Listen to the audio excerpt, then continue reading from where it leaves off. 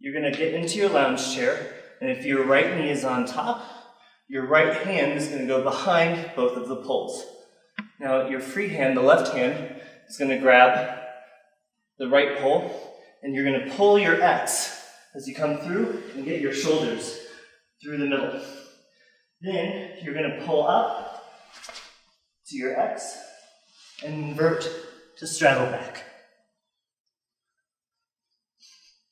To get out, you can come back down to your lounge chair and grab the pole that's closest to your ear and just roll out.